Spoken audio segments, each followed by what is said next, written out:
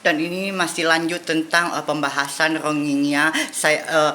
Saya mau mengutarakan kepada semua orang tentang apa yang saya lihat, karena beberapa hari saya amati dari gambar ke gambar. Saya tidak takut, saya tidak ini tentang apa saja ya, tentang yang saya amati ya, dari mereka tentang apa gambar yang terlihat di YouTube. Ini sepertinya kalau mereka ini sesuatu yang bukan ibarat korban illegal lodging, atau ada hubungan kerjasama antara siapa yang menyebabkan penderitaan seperti itu dengan hasil yang tidak nyata untuk kepada mereka ini. Apalagi gambarannya kita lihat, kenapa mesti harus seperti itu gitu kan, kenapa harus banyak menjadi korban yang awalnya.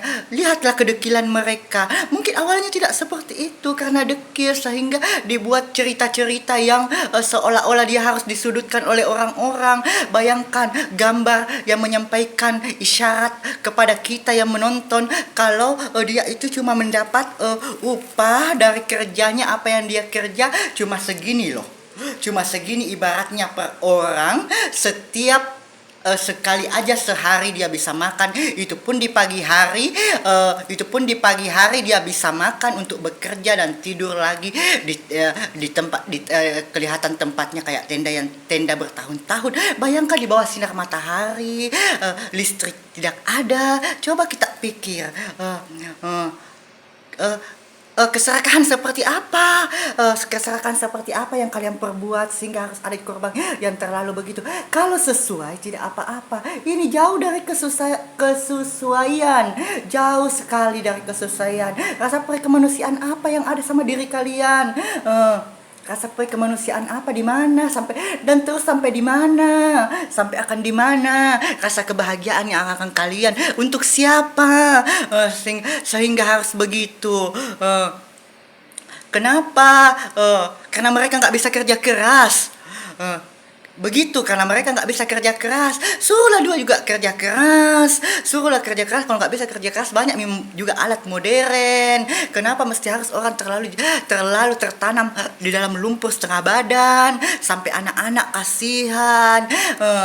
Ini bukan orang pengungsi, mereka bukan harus ditakuti. Mereka adalah ekspresi yang penuh dengan ketakutan. Ketakutan karena mungkin kalau sama dengan zaman penjajahan, kapan sedikit melawan, mereka ini kena dor. Lihat muka mereka kena hantam, anak-anak kecil yang masih, kok tega gitu loh. Kok tega ya, sampai harus dibuatkan cerita kalau mereka ini disudutkan. Siapa mereka ini? Sama dengan kita, yang butuh makanan, yang butuh kebahagiaan. Kenapa kita harus bahagia? Ada yang harus menderita begitu banget. Kenapa sampai detik ini?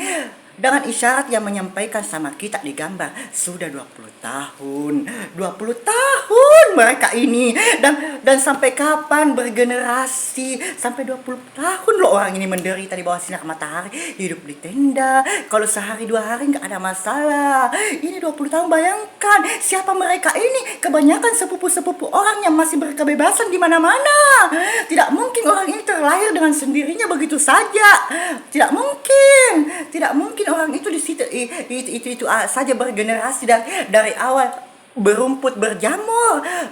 Ini sudah 20 tahun terrahasia. Kenapa mungkin ada yang terungkap di YouTube ini seperti ini? Karena adanya mungkin lanjut kontrak atau lanjut perpolitikan sama mereka, dan banyaknya petugas-petugas yang sudah bekerja di situ. Contoh, pertukaran sana sini yang sudah begitu, yang sudah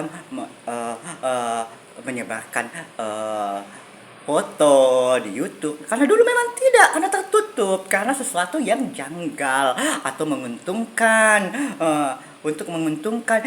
Sangat tidak berkemanusiaan. Dan gambar menyatakan, di gambar itu, kalau gambar anak-anak yang memegang kakinya, kasihan kalau memang sebenarnya dia sudah kerante, sudah tergembok, tidak bisa kemana-mana. Kapan coba mau melarikan diri bagaimana? Dan gambar menyatakan, apa enggak kalian enggak prihatin? Suatu isyarat anak kecil yang menyatakan, memegang lehernya, mengungkapkan sabar ya leher, sabar ya leher, kenapa itu makan kasihan, yang bagus-bagus, dan ada bila-bila di lehernya, sabar ku leher, ya kan, di mana hati kalian? La ilaha illallah, astaga. Mereka bukan sosok yang perlu ditakuti. Lihat ekspresi mereka. Walaupun bukan sembah, bukan orang Indonesia, bukalah hati kalian.